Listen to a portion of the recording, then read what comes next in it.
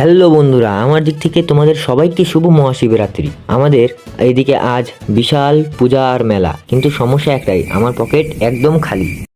बात तो सही है। প্রথমে গেলাম স্নান করতে, আজকের ঠান্ডা কাঁপতেছিলাম।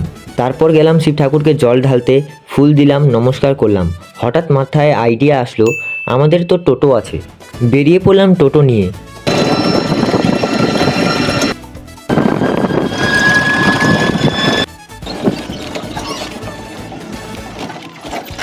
দু ঘন্টা পর বাড়ি এসে দেখি কত টাকা হয়েছে।